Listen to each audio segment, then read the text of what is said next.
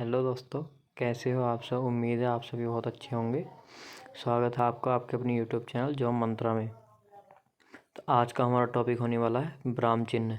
तो ब्राह्म चिन्ह को आज मैं इस तरह से पढ़ाने वाला हूँ आपको। पहले उसकी पहचान, फिर उसका एग्जाम्पल, मतलब कि उसका प्रयोग किस तरह से होता है, उसका प्रयोग है क्या, उसको हम क्यों पढ़ रहे हैं, उसकी ज़रूरत हमें क्यों पड़ रही है पढ़ने के लिए।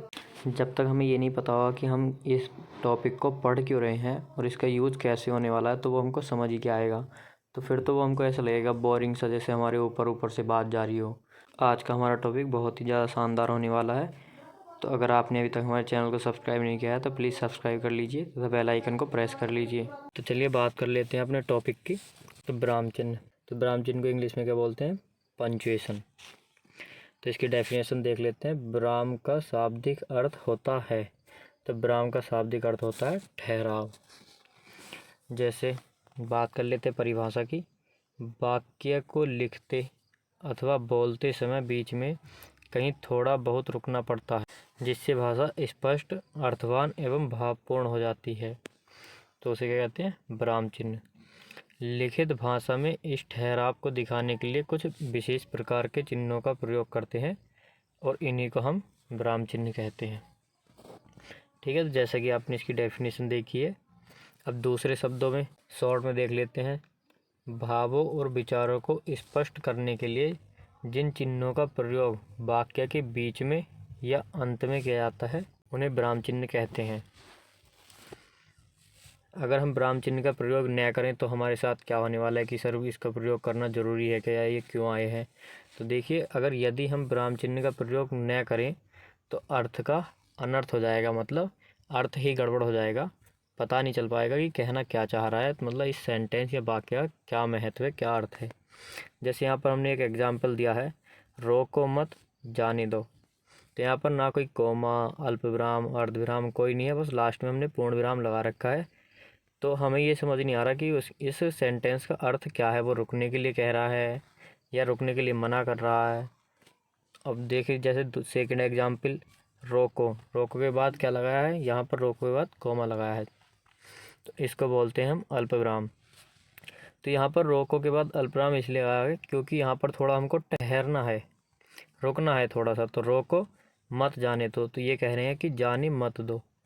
ठीक, और यहाँ पर हमने मत के बाद रोको मत जाने दो, यहाँ पर हमने मत के बाद अल्पविराम लगाया है, तो इसका अर्थ निकलेगा रोको मत, मतलब उसको रोकना नहीं है, उसको जाने दो। जा रहा है तो जाने दो, रोकना नहीं है। और इसका सेकंड वाले का मतलब है कि उसको रोकना है, जाने नहीं देना। और फर्स्ट वाले में तो पता ही नहीं चल रहा कि कह क्या रहा है। तो ठीक है, जैसे कि आपको यहाँ देख पाए होंगे हमारे ब्राह्म चिन्हों का प्रयोग क्यों आवश्यक है। अब देख लेते हैं कि ब्राह्म चिन्ह होते कौन कौन से हैं। तो जैसे कि हिंदी में प्रचलित प्रमुख ब्राह्म चिन्ह, ये जो हिंदी में अधिकतर प्रयोग होते हैं, तो ये वो वाले ब्राह्म चिन्ह है। यहाँ पर मैंने इनका फ़ोटो ले लिया था जिससे मुझे कम टाइप करना पड़े, क्योंकि टाइप भी मुझे ही करना होता है, वीडियो एडिट भी मुझे ही करनी होती है, तो सब काम मैं ही कर रहा हूँ, अकेला पर्सन हूँ, तो थोड़ा सा शॉर्ट कर लेते हैं। ठीक है, अगर वीडियो अच्छी लगे तो प्लीज़ लाइक ज़रूर करें और अपने दोस्तों के साथ भी शेयर करें। जैसे नंबर 1, पूर्ण विराम या विराम। तो ये इसका साइन है। एग्ज़ाम में कैसे आता है, आपको ये साइन बना के दे देगा और पूछेगा कि ये कौन सा ब्राह्म चिन्ह है। तो 4 ऑप्शन देगा, पूर्ण विराम, अर्ध विराम, मतलब कोई से भी 4 ऑप्शन, और हमको बताना है कि ये कौन सा ब्राह्म चिन्ह है। तो हमको ध्यान रखना है कि कौन से चिन्ह का कौन सा साइन होता है। ठीक है, अर्ध विराम। अर्ध विराम एक ऊपर पॉइंट और नीचे कोमा, तो ये होता है हमारा अर्ध विराम। बात कर लेते हैं अल्प विराम की। जैसे अर्ध विराम में पॉइंट और कोमा था, तो इसमें सिर्फ कोमा कोमा है, प्रश्नवाचक चिन्ह। इंग्लिश में इसको बोलते हैं क्वेश्चन मार्क, तो ये क्वेश्चन मार्क होता है। विस्मयादिबोधक चिन्ह, विस्मयादिबोधक चिन्ह ये होता है ऊपर एक डंडा और नीचे पॉइंट, तो इसको हम टपकता हुआ आंसू भी कहते हैं, जिसको इंग्लिश में एक्सक्लेमेटरी साइन बोलते हैं। ठीक है, उद्धरण चिन्ह। उद्धरण चिन्ह हमारे 2 प्रकार के होते हैं, एक डबल कोमा वाला, ऊपर जो होता है इन्वर्टेड कोमा, और एक होता है कोमा, ये डबल वाला, और एक ये सिंगल वाला। अब इनका यूज़ होना कैसे है ये मैं आपको आगे बताऊंगा, वो भी एग्जाम्पल के साथ। तो प्लीज़ वीडियो एंड तक देखिए तभी आपको बहुत अच्छे से समझ आने वाले हैं और आपको कोई वीडियो देखने की ज़रूरत भी नहीं पड़ेगी कि हाँ हमको कोई और वीडियो भी देखनी है, ऐसा सोचना भी मत। आप इसके क्वेश्चन देख सकते हैं। क्वेश्चन अगर आपसे कोई बाहर जाए तब आप हमको कमेंट कर सकते हैं कि सर आपने पढ़ाया था लेकिन हमारा इतना रह गया। तो मैं आपको विश्वास दिलाता हूँ कि इससे बाहर कुछ भी नहीं आने वाला एग्ज़ाम में। ठीक है, बात कर लेते हैं अगले साइन की, योजक चिन्ह। तो ये योजक चिन्ह ये होता है जैसे विलोम शब्द में यूज होता है या सेम सेम वर्ड हो, ये मैं आपको अच्छे से समझाऊंगा। और ये होता है निर्देशक या डैश, जैसे कोई कथन कहा गया, कोई बात कही गई उसके बाद। ठीक है, तो ये योजक चिन्ह से थोड़ा बड़ा होता है और योजक चिन्ह छोटा होता है। कोष्ठक, कोष्ठक ये होते हैं जिसको मैथ में हम पढ़ते हैं, छोटा ब्रैकेट, बड़ा ब्रैकेट, मंझला ब्रैकेट। ठीक है, उसको कोष्ठक बोलते हैं।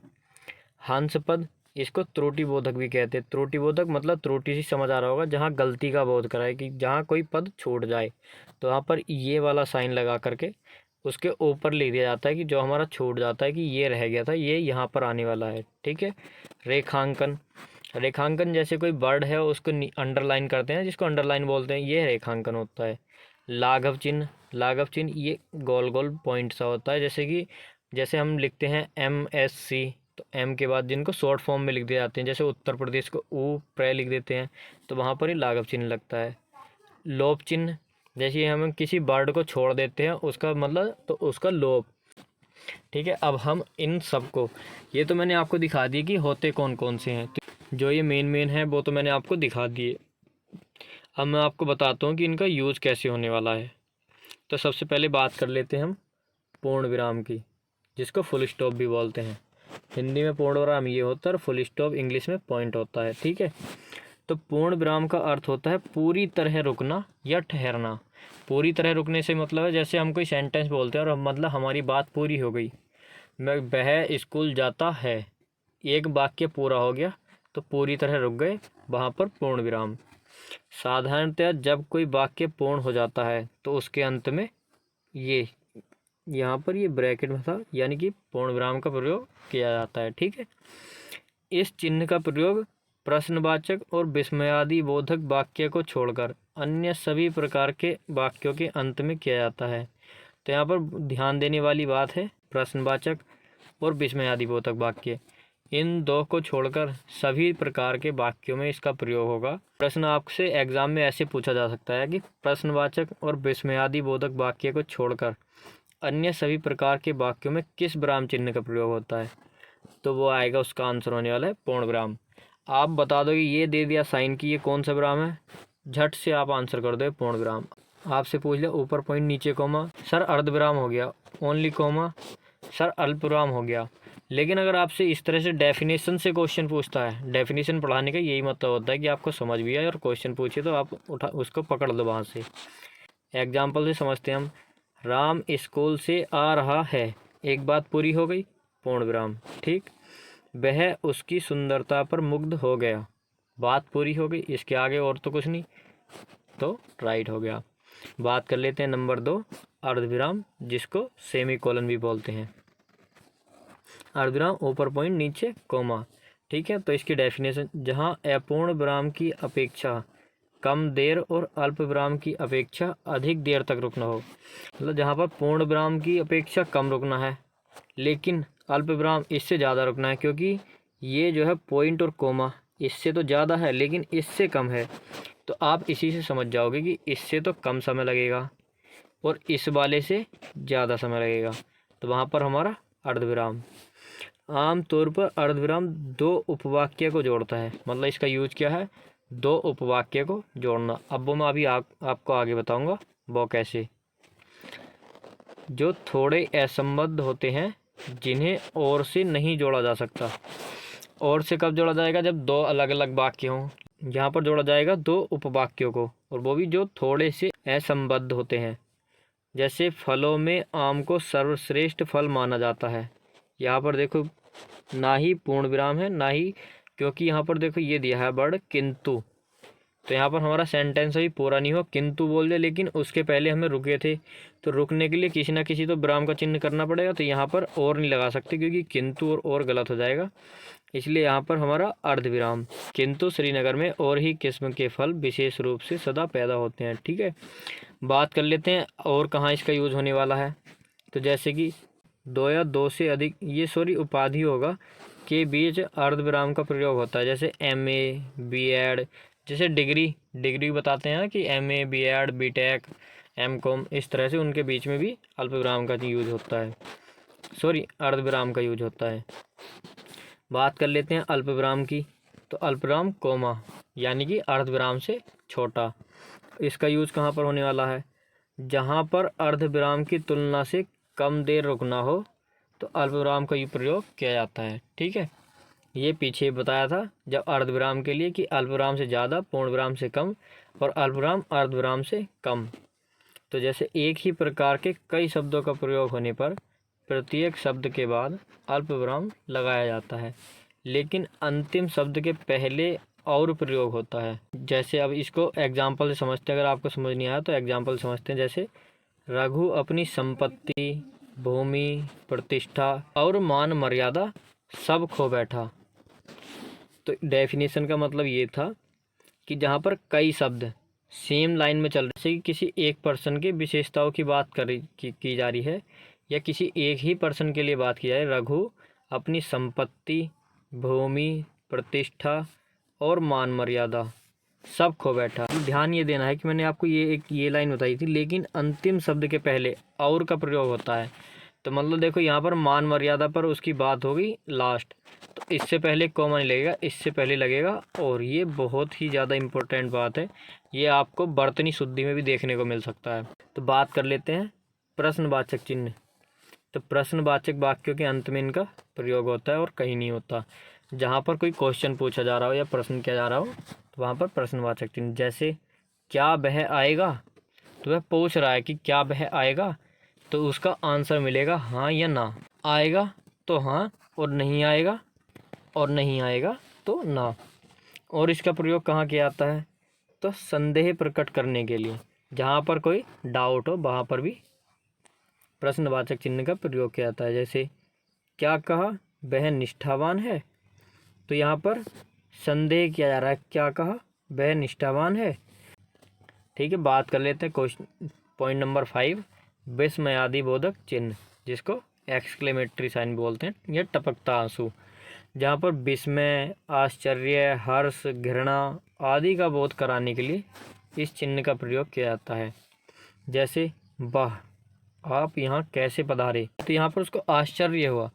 हाय बेचारा व्यर्थ में मारा गया, तो यहाँ पर शोक, यानी कि जहाँ पर मन की अभिव्यक्ति प्रदर्शित होती है। शोक मतलब दुख, घृणा खुशी, आश्चर्य, तो वहाँ पे मतलब विस्मय, जहाँ पर विस्मय यानी अद्भुत, आश्चर्य प्रकट हो किसी प्रकार का, तो वहाँ पर विस्मयादिबोधक।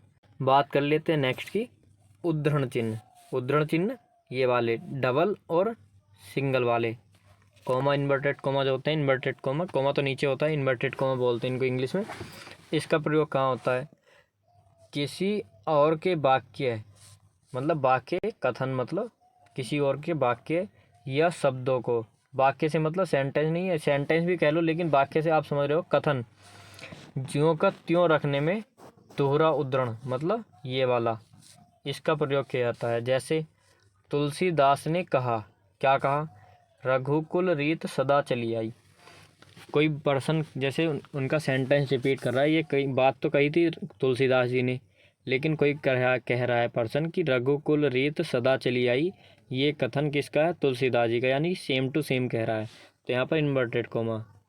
प्राण जाए पर वचन न जाई, तो देखो यहाँ पर एक बात पूरी होगी, फिर यहाँ पर जैसे इस श्लोक में होता है एक बार विराम चिन्ह और यहाँ पर डबल और इन्वर्टेड कोमा से बंद। अब देख लेते हैं सिंगल वाले कोमा की कहाँ यूज होता है। जैसे पुस्तक, समाचार पत्र आदि का नाम, लेखक का उपनाम, वाक्य में किसी शब्द पर जोर देने के लिए, इन सब चीज़ों के लिए उद्धरण चिन्ह का प्रयोग किया जाता है। जैसे तुलसीदास कृत रामचरितमानस, यानी किसी पुस्तक का नाम आ गया, तुलसीदास कृत रामचरितमानस एक अनुपम कृति है, तो यहाँ पर हमने इसको सिंगल इन्वर्टेड कॉमा में बंद कर दिया। पॉइंट नंबर 7, योजक चिन्ह। योजक चिन्ह क्या होते हैं? इसका प्रयोग सामासिक पद या पुनरुक्त और युग्मक शब्दों में किया जाता है। युग्म शब्द जैसे जय पराजय, ये समासिक पद हो गए। लाभ हानि जैसे विलोम शब्द हो गए। या जहाँ पर सा सी से के पहले जैसे चांद सा चेहरा, फूल सी मुस्कान, तो यहाँ पर सा सी से ऐसे वर्ड आए इन शब्दों के पहले, तुलनात्मक शब्द हैं उनके पहले। अब देखते हैं और कहाँ कहाँ हो सकता है। तो जैसे एक अर्थ वाले सहचर शब्दों के बीच, जैसे सेम सेम जो अव्ययभाव में आते हैं, कपड़ा लत्ता, धन दौलत, पीछे विलोम शब्द थे, यहाँ पर सेम शब्द। और कहाँ हो सकता है, सार्थक निरर्थक शब्द युग्मों के बीच, जैसे अनाप शनाप, उल्टा पुल्टा। तो इस तरह से होता है योजक चिन्ह का प्रयोग। अब बात कर लेते हैं निर्देशक चिन्ह। निर्देशक चिन्ह जो योजक चिन्ह से थोड़ा बड़ा होता है, तो निर्देशक चिन्ह, इसका प्रयोग संवादों को लिखने के लिए किया जाता है। संवाद मतलब जैसे रमेश तुम कहाँ रहते हो, तो यानी कि संवाद वार्तालाप, तो उस जगह। अगला पॉइंट, कहना, लिखना, बोलना या बताना आदि शब्दों के बाद गांधी जी ने कहा, तो यहाँ पर कहने की बात हो रही है। तो गांधी जी ने कहा हिंसा मत करो, तो यहाँ पर कहना, लिखना, बोलना या बताना आदि शब्दों का प्रयोग हो तो उनके बाद निर्देशक चिन्ह। बात कर लेते हैं हम अपने कोष्ठक की। कोष्ठक का प्रयोग कहाँ किया जाता है, तो कोष्ठक के भीतर मुख्यतः उस सामग्री को रखते हैं, मतलब जो कोष्ठक के अंदर आना है तो वह मुख्यतः क्या आने वाला है, तो ये जो मुख्य भाग का अंग होते हुए भी पृथक की जा सकती है। तो इसके मतलब आपको समझ नहीं आया होगा कि सर क्या समझाना चाह रहे हो, तो मैं आपको इससे समझाता हूँ इस लाइन से। क्रिया के भेद हो, तो क्रिया के भेद कौन कौन से, किस किस की बात की जा रही है, सकर्मक और अकर्मक के उदाहरण दीजिए। तो बात कही गई है क्रिया, अगर हम इसको हाइड कर दें तो देखिए क्रिया के भेदों के उदाहरण दीजिए, तो इसके बिना भी काम चल रहा है। लेकिन क्रिया के कौन से वाले भेद, जिसकी किसकी बात की जा रही है, तो जिसकी बात की जा रही है, तो किसकी बात की जा रही है, सकर्मक और अकर्मक। तो यहाँ पर एक्स्ट्रा दे देते हैं हिंट टाइप में कि हमको पता चले कि किसके बारे में बात की जा रही है। तो वही बात यहाँ की गई है, जो मुख्य भाग का अंग होते हुए भी पृथक की जा सकती है, यानी कि मुख्य भाग का अंग तो है लेकिन हम उसको अलग भी कर सकते हैं। तो इस तरह से। अब और किस तरह से, जैसे किसी कठिन शब्द को स्पष्ट करने के लिए, जैसे कोई हार्ड वर्ड है तो उसको स्पष्ट करना है। जैसे आपके सामर्थ्य शक्ति को मैं जानता हूँ, तो सामर्थ्य क्या होता है, जैसे हमको नहीं पता क्या होता है, लेकिन शक्ति हर किसी को पता है कि शक्ति क्या होती है। तो यानी हार्ड वर्ड को डिफाइन करने के लिए ब्रैकेट में उसको दे देते हैं। और किस प्रकार से किया जाता है, नाटक में अभिनय निर्देशों को कोष्ठक में रखा जाता है। जैसे तो ऐसा क्यों लिखा जाता है, जैसे हम इसको सेंटेंस को पढ़ रहे हैं, तो हमने पढ़ा मेघनाथ, कुछ आगे बढ़कर, तो हमारे दिमाग में आ जाएगा कि हाँ ऐसा सीन था कि मेघनाथ जहाँ खड़ा था उससे थोड़ा आगे बढ़ा, फिर उसने वो बात कही। तो इसलिए इनको हिंट टाइप में दे देते हैं कि लक्ष्मण यदि सामर्थ्य है तो मेरे सामने आओ। तो ये बात जो कही थी मेघनाथ ने थोड़ा आगे बढ़कर कही थी। आगे समझ। बात कर लेते हैं हंस पद की। हंस पद क्या होते हैं, त्रुटि बोधक। क्वेश्चन में पूछ लिया कि हंस पद कौन सा है, लेकिन त्रुटि बोधक पूछेगा तो आप एकदम से लगा दोगे, लेकिन जब हंस पद पूछेगा तो आप समझ नहीं पाओगे कि हंस पद किसकी बात कर रहा है। जब किसी वाक्य अथवा वाक्यांश में कोई शब्द या अक्षर लिखने से छूट जाता है, तो मैं बताया था कि जहाँ कोई वर्ड रह गया तो हंस पद लगा के उसको ऊपर लिख देते हैं। ठीक है, स्वतंत्रता हमारा अधिकार है, तो हमारा जन्म सिद्ध छूट गया, ये थोड़ा सा इधर पहुंच गया क्योंकि जब PDF सेव की थी तो ये उधर हो गया होगा, तो ये जस्ट बिल्कुल ठीक इसके ऊपर आना था, लेकिन ये मिस्टेक हो गई, ये जस्ट यहाँ पर आना था, इसके ऊपर जहाँ छूटा है तो उसी के ऊपर आएगा। तो कोई बात नहीं, ये मैं आपको बता दे रहा हूँ, ये टाइपिंग मिस्टेक हो जाती है थोड़ी सी। बात कर लेते हैं नेक्स्ट की, रेखांकन चिन्ह। रेखांकन मतलब अंडरलाइन, जो आपको बताया था कैसे, गोदान, तो यहाँ पर मेन पॉइंट है गोदान, इसकी बात की जा रही है तो इसको अंडरलाइन कर दिया। उपन्यास प्रेमचंद्र द्वारा लिखित सर्वश्रेष्ठ कृति है, तो जो फोकस जा रहा है, टोटली फोकस जा रहा है गोदान पर, कि गोदान उपन्यास प्रेमचंद द्वारा लिखित सर्वश्रेष्ठ कृति है।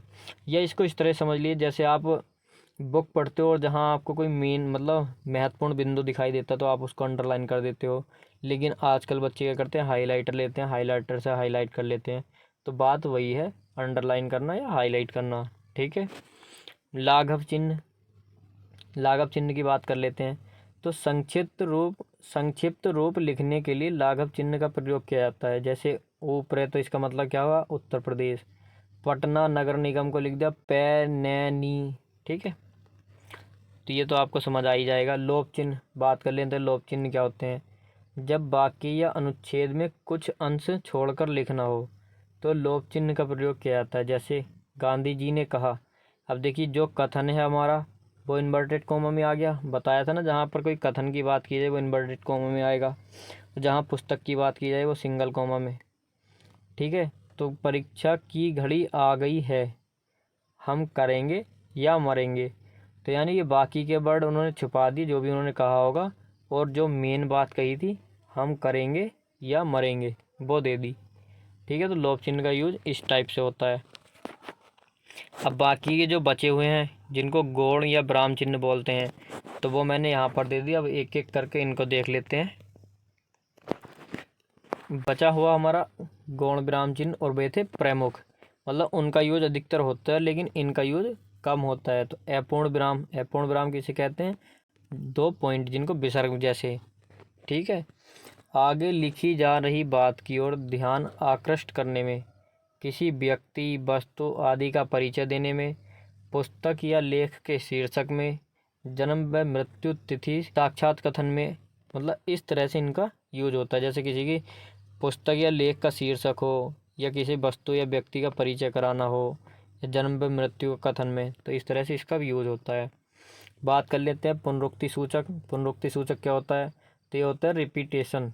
जैसे किसी चीज़ का रिपीटेशन रोकना हो, तो शब्द या वाक्य की पुनरुक्ति बचाने के लिए, जैसे हमको कोई वर्ड बार बार लिखना हो तो हम वहाँ पर ये वाले ऐसे ऐसे कर देते हैं ना, ऐसे ऐसे कि हाँ फिर से यही आना है। तो इस तरह से जैसे हम पढ़ते हैं जीएस में पक्षी अभ्यारण्य है, तो बार बार पढ़ते हैं ये वाला ये वाला ये वाला। तो इस तरह से हम इसको पुनरुक्ति सूचक का यूज होता है। बात कर लेते हैं विवरण चिन्ह की।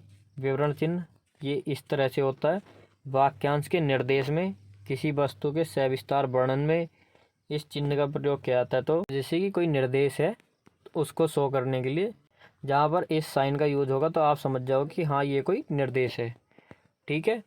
तारक चिन्ह, तारक चिन्ह जैसे नाम से ही पता चल रहा है तार या तारा, तो यहाँ पर ये तारा जैसा वर्ड तारक चिन्ह।